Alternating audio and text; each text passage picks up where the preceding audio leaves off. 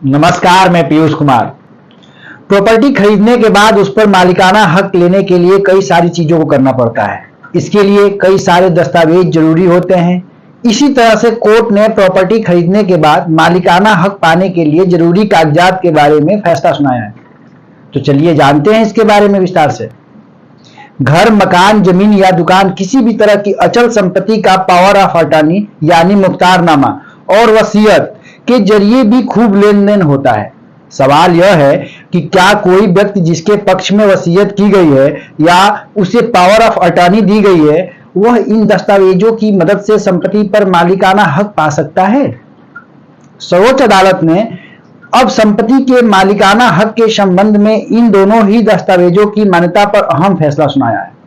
Court ने कहा है कि वसीयतकर्ता और मृत्यु से पहले यानी वसीयत और मुख्तारनामे को किसी भी अचल संपत्ति में अधिकार प्रदान करने वाले डॉक्यूमेंट या स्वामित्व दस्तावेज के रूप में मान्यता नहीं दी जा सकती है। जस्टिस दीपांकर दत्ता और जस्टिस पंकज मित्तल की बेंच ने घनश्याम बनाम योगेंद्र राठी के मामले में फैसला सुनाते हुए कहा कि मुख्तारनामा धारक द्वारा किसी भी दस्तावेज को निष्पादन न करने में उक्त मुख्तारनामा बेकार हो जाता है। बेंच ने कहा, जनरल पावर ऑफ अटॉर्नी और इस प्रकार निष्पादित वसीयत के संबंध में किसी भी राज्य या हाई कोर्ट में प्रचलित प्रैक्टिस यदि कोई है जिनके तहत इन दस्तावेजों को स्वामित्व दस्तावेज के रूप में पहचाना जाता है या किसी अचल संपत्ति में अधिकार प्रदान करने वाले कागजों के रूप में मान्यता दी जाती है, तो यह संवैधानिक कानून का उल्लंघन है। इस प्रकार की कोई भी परंपरा कानून के उन विशिष्ट प्रावधानों पर अधिभावी नहीं हो सकती जिनके तहत स्वामित्व के दस्तावेज का निष्पादन या स्थानांतरण या पंजीयन की आवश्यकता होती है, ताकि 100 रुपए से ज्यादा कीमत वाली अचल संपत्ति में अधिकार और स्वामित्व प्रदान किया जा सके। Loyola.in की रिपोर्ट के अनुसार वसीयत के माध्यम से कोई स्वामित्व प्रदान किया जा सकता है या नहीं, इस मुद्दे पर खंडपीठ ने कहा कि वसीयत निष्पादक की मृत्यु के बाद ही प्रभावी होती है। वसीयत में इसे बनाने वाले के जीवित रहने पर कोई बल नहीं होता।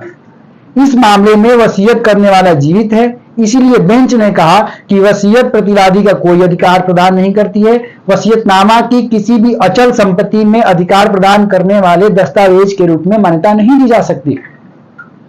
सुप्रीम कोर्ट पहले भी Suraj Lab and Industries Private Limited बनाम हरियाणा राज्य और अन्य 2009 के केस का फैसला सुनाते हुए कह चुका है कि अचल संपत्ति का एक पंजीकृत हस्तांतरण विलेख यानी कि रजिस्टर्ड कन्वेंस डीड की सहायता से ही हस्तांतरित किया जा सकती है। यह बिक्री, समझौते, जनरल पावर ऑफ अटॉर्नी और वसीयत के माध्यम से नहीं किया जा सकता। सुप्रीम कोर्ट ने अब घनश्याम बनाम योगेंद्र राठी मामले में भी Suraj Lab and Industries Private Limited बनाम हरियाणा राज्य और अन्य वाले मामले में दिए गए फैसले से सहमति जताई है। अभी के लिए बस इतना ही। नमस्कार।